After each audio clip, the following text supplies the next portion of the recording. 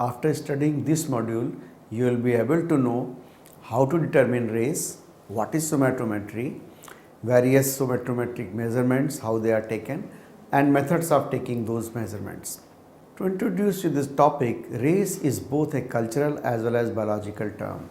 For more than a century, scientists and philosophers have tried to define race and describe races.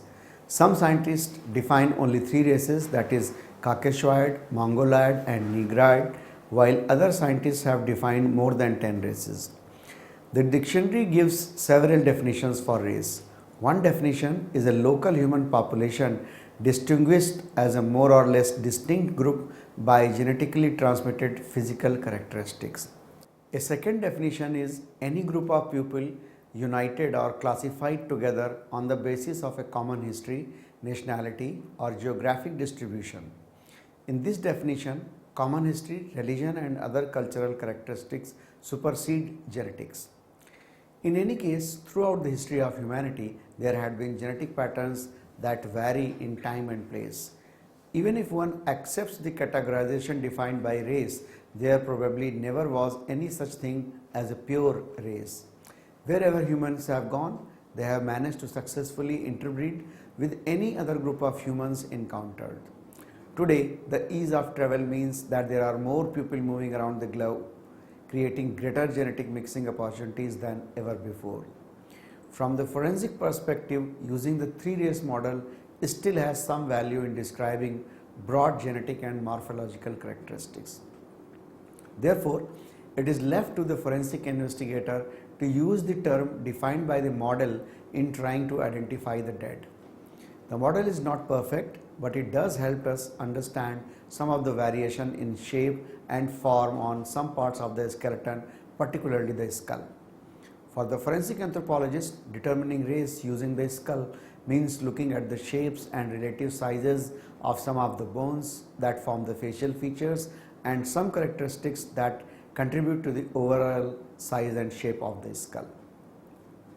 If we see these racial characteristics of the skull, they are different in these three races: Mongoloid, Caucasoid and Negroid. This table basically gives some of the characteristics frequently used by the anthropologist. However, every forensic anthropologist who has experience with skulls knows that there are exceptions to this model as well. It is important to recognize that of all the major biological variables, this one is perhaps the most difficult and easiest to misidentify.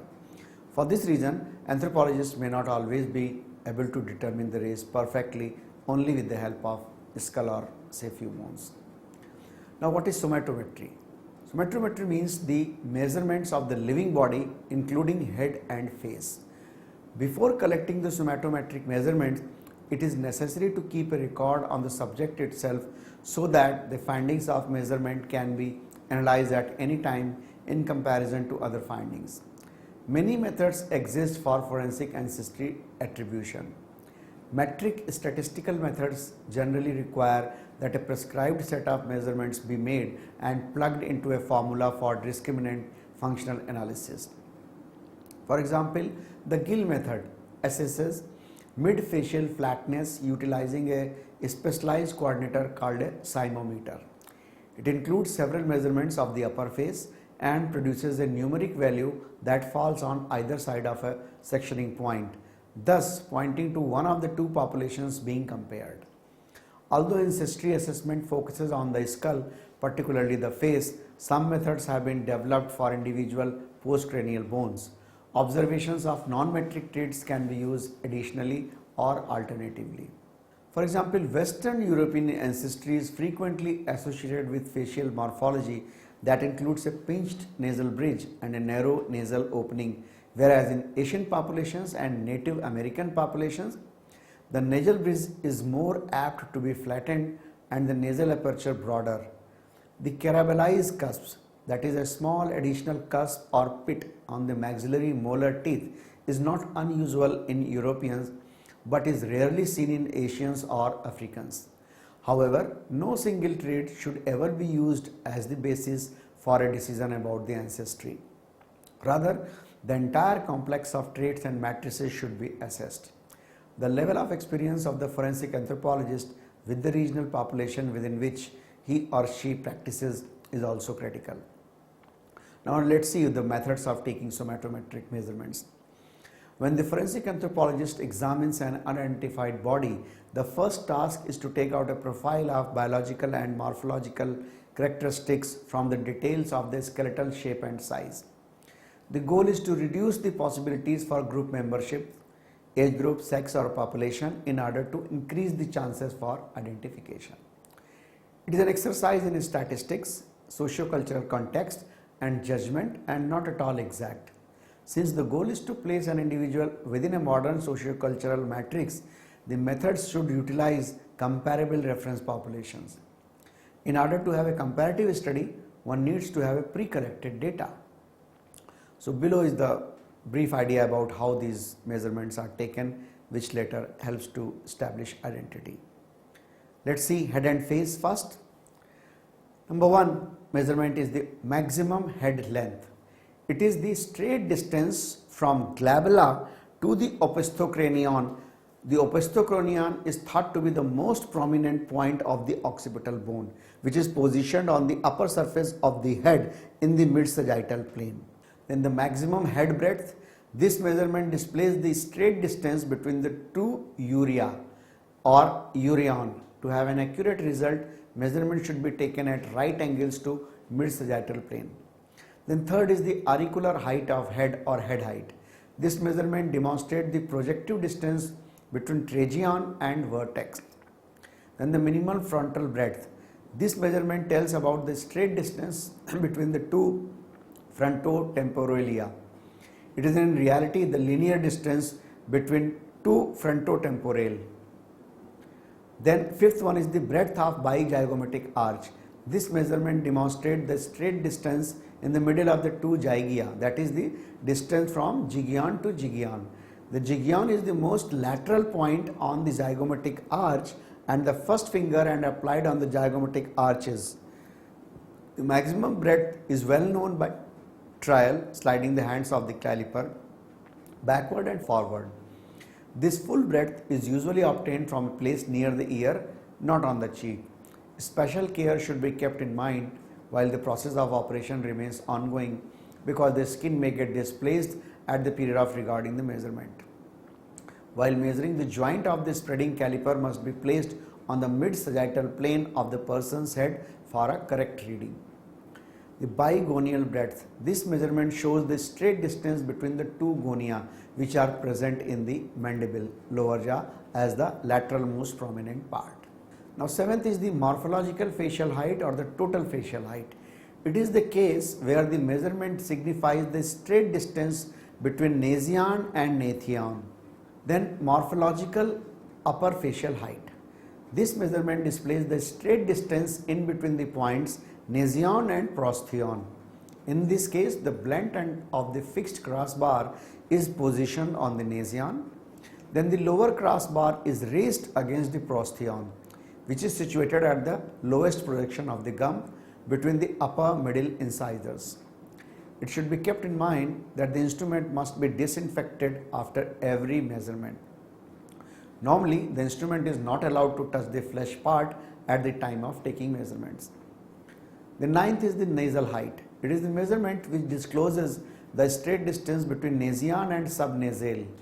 Sliding caliper is used to take this measurement by holding it by right hand where the lower crossbar coops on the subnasal point at the lower border of the nasal septum. Then the upper crossbar is made stable against the nasion. In order to have accurate measurement, the caliper has to be held in reserve sideways, leaving the middle line of the nasal bridge. Then nasal breadth. This measurement displays the straight area between the two alaria. It is thought to be the most laterally placed points on the nasal wings.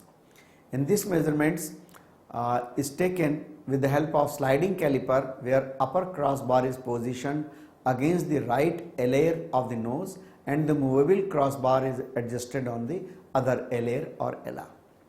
While taking the measurement, we should remember that for getting accurate measurement, even a slight pressure on the nasal wings must be avoided. The 11th is the nasal depth. Nasal depth is thought to be the measurement which is the projective straight distance from the tip of the nose, or let us say pronasal, to the hindmost point of the nasal septum. For this measurement, the main bar of the caliper should remain parallel to the median line while taking the measurement.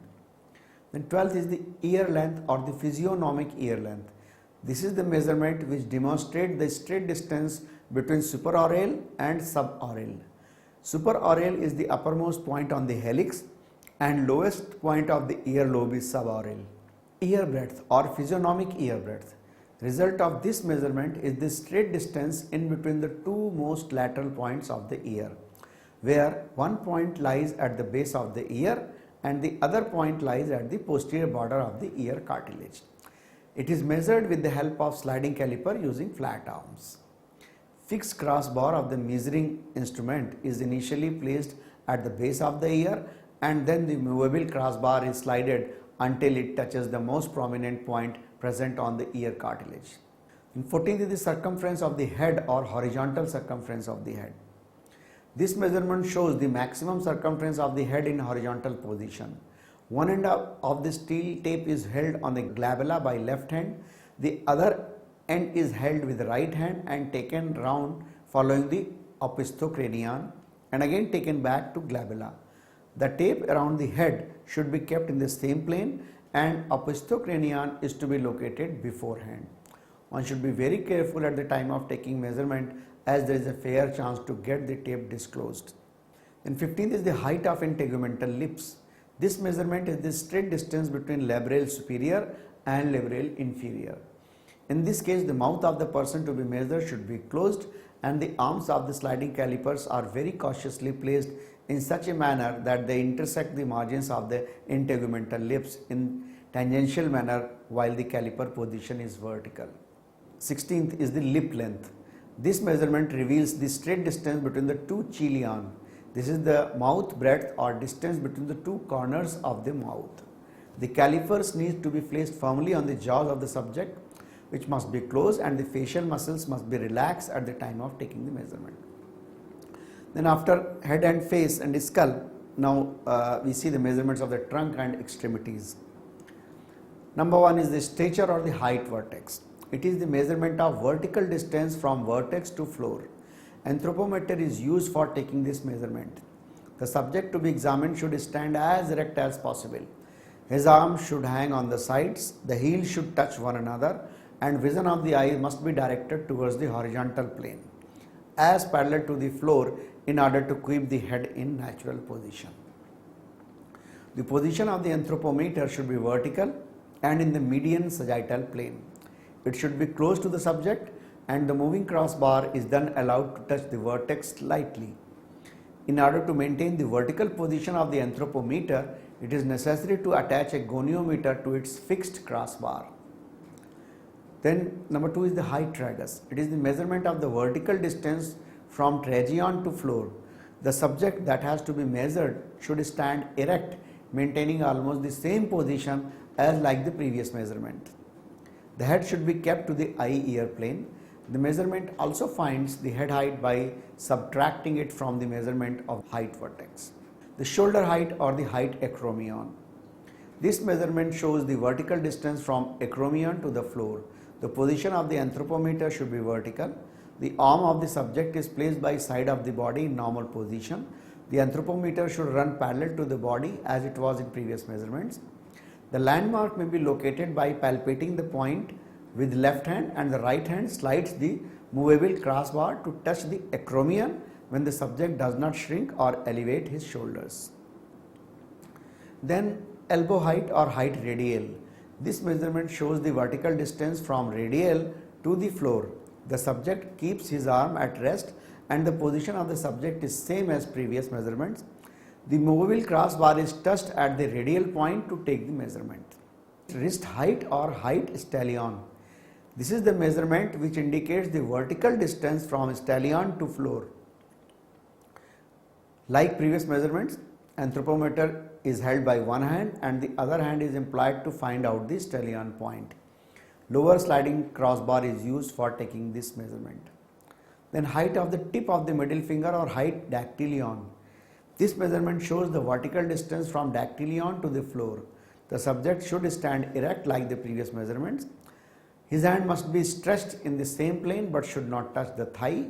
The arm is required to keep straight instead of curved position, and the crossbar of the anthropometer is allowed to touch the dactylion point for noting the height from the ground. Then seventh is the height iliospinal. This measurement shows the vertical distance from the anterior iliospinal to the floor. Left index finger is required to locate iliospinal point while the right hand holds the anthropometer. Knee height or height TBL. This measurement shows the vertical distance between TBL and the floor. Right hand is used for holding the instrument and the TBL point is located by left hand. The movable crossbar is used to measure this TBL point. Then ninth is the height spherion. This measurement is the vertical distance between spherion and the floor. The anthropometer is to be held in the same manner as just like previous, and this movable crossbar is applied on the spherion point to note the measurement from the floor. Then span. The measurement counts the straight distance between two dactyla from each other when the arms remain fully stretched as well as parallel to the floor. The anthropometer should be held horizontally in such a manner that the zero should be at the left side of the subject who has been asked to stretch the arm fully as parallel to the floor. The anthropometer, which has 0 point, is positioned in such a manner that the tip of the right middle finger touches the zero. Then the attached rod is carried horizontally at the level of nipples towards the left, and subject who is being examined is asked to slide the movable socket as far as he can. In order to obtain the final reading, it has to be taken from the inner border of the movable socket. Then arm length or the length of the upper limb. This measurement denotes the straight distance between the acromion and the dactylion, while the arm is hanging downwards parallel to the body. The acromion point is to be located by fingers of left hand to place the upper fixed bar on it. The movable crossbar is then raised against the tip of the middle finger or dactylion for taking the measurement. Next measurement is the length of upper arm, and this is the straight distance between acromion and radial, and it is to be taken just like the previous one. Length of the forearm. It is the straight distance between the radial and dactylion. The rod compass or the first segment of anthropometer rod is held in the same way as previous, and the movable crossbar is placed at the tip of the middle finger while the fixed bar goes on the radial point. Then length of the hand. This measurement shows the straight distance between the midpoint of a line joining two stellion and dactylion of the middle finger. The extended palm of the subject shows the midpoint of the joining line of two stellion. Then the sliding caliper is applied, putting the movable crossbar on the dactylion point to note the measurement. Then hand breadth. This measurement is the straight distance between metacarpal radialis and metacarpal ulnar. Hand is to be placed on the table to its maximum stretch in a similar manner as above, as before. Then the bars of the caliper are applied against metacarpal ulnar and metacarpal radial to find out the measurement. The shoulder breadth or the biacromial breadth. This measurement shows the straight distance between the two acromion points. The subject should stand with his shoulders straight. The acromion points are located by palpating with the first finger while the fingers hold the crossbars of the rod compass. Then biiliac diameter or the bicristal breadth. This measurement shows the straight distance between the two iliocrestalia. The difference between the two lateral points on the iliac crest is measured with the help of the crossbars of rod compass. The fingers are used to palpate the most lateral points on the iliac crest. Then the chest breadth or the transverse chest breadth. This measurement involves the most laterally points on the ribs at the height of mesostomal. The subject is directed to stand erect and the measurement is taken when he breathes normally. It is a measurement in between the state of inhalation and exhalation. The rod compass should be placed horizontally at the nipple level for taking measurements, while the arm should be hanged down slightly away from the side walls of the chest. Then there is chest depth or sagittal chest depth. This measurement is the straight distance from the mesostomal to the horizontally placed point in the vertebral column when the arms hang normally on the side. The spreading caliper must be placed horizontally.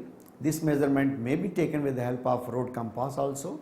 the subject should be directed to raise the arm slightly for taking the measurement conveniently. The main road compass is placed at the side of the chest and fixed crossbar is to be fixed against the chest at the nipple region.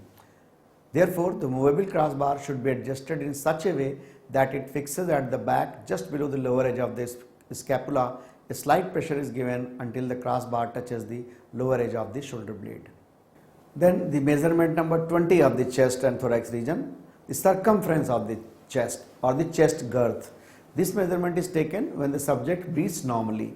A measuring tube should be placed horizontally at the level of nipples, which passes over the lower scapular angle. The arms may be raised before fixing the tape around the chest, and the arm should rest hanging in normal position while taking the measurement. The steel tape is placed around the chest, covering the landmarks. It should pass on the nipples in front and below the scapular angle at the back. In case of the female subject, another circumference at the base of the xiphoid process horizontal to the thorax may be taken. The subject should be asked to exhale and inhale. The measurements are taken in both the states accordingly. Then the foot length or the length of foot. This measurement denotes the straight distance directly from timian to acropodion. The foot is placed on a plain floor in such a position that the weight of the body falls on that. The rod must be placed parallel to the medial region of the foot while the crossbars rest on the floor. Two crossbars should be fixed on the two opposite landmarks to take the measurement. Then foot breadth. This measurement shows the straight distance between the metatarsal tibial and the metatarsal fibulaire. Then foot contour. This is the contour line of footprint. Instrument used a thin pencil and a flat cardboard. Contour line of foot produces more clear idea about the foot. The subject is asked to sit on a stool and place the right foot on a clean piece of cardboard. A 0.5 mm pencil with long lead is required to draw a line around the foot. The pencil should be held with 90-degree angle to the cardboard. The maximum foot length and foot breadth may be obtained from this contour line. Two different straight lines, one from timian to the middle point of the great toe and the other from the timian to the middle point of the second toe, should be drawn. And this forms an angle at the timian point known as the hallux divergence angle. Then the sitting height or the sitting height vertex. This measurement shows the vertical distance from vertex to the sitting surface of the subject when vertebral column is stretched to its maximum. Then the length of lower leg. This is a projective measurement that can be obtained by subtracting height spherion from height tibial. The anthropometer rod must be placed parallel to the medial margin of the foot while the weight of the body should rest mainly on the right foot. And then the length of the thigh. This is also a projective measurement which can be obtained by subtracting height tibial from height anterior iliospinal. 7% of the value has to be subtracted to get actual length of thigh. Then height symphysion or the penile height. This measurement is the vertical distance from symphysion to the floor. Bicristal breadth. This measurement shows the straight distance between the two iliocrystalia. It is also known as maximum pelvic breadth. And then lastly, the weight, that is the total body weight. Now coming on to the indices. When we talk about the measurements, an index is a mathematically expressed relationship between the measurements. So different measurements can be compared and expressed as various features of shape and dimension. For example, the maximum length and breadth of the head gives a length breadth index. So are the length and breadth of the nose, like these. In this way, we find different type of variations in the measurements which can produce ratio of certain forms and features. In fact, the measurement ratio is known as an index. In order to find out an index, the shorter measurement is arranged as numerator and the longer as denominator, usually. And this gives rise to a fraction which has to be multiplied by 100. To summarize this topic, race is both a cultural and biological term. Most scientists define only three races, that is Caucasoid, Mongoloid and Negroid. Western European ancestry is frequently associated with facial morphology that includes a pinched nasal bridge and a narrow nasal opening, whereas in Asian populations and Native American populations, the nasal bridge is more apt to be flattened and the nasal aperture broader. No single trait should be used for the basis of a decision about ancestry. Instead, the entire complex of traits and matrices should be assessed thoroughly. The level of experience of the forensic anthropologist with the regional population within which he or she practices is also critical. Somatrometry means the measurement of the living body, including head and face. Different anthropometric measurements should be taken carefully by placing various calipers in proper position on fixed anatomical landmarks of the body.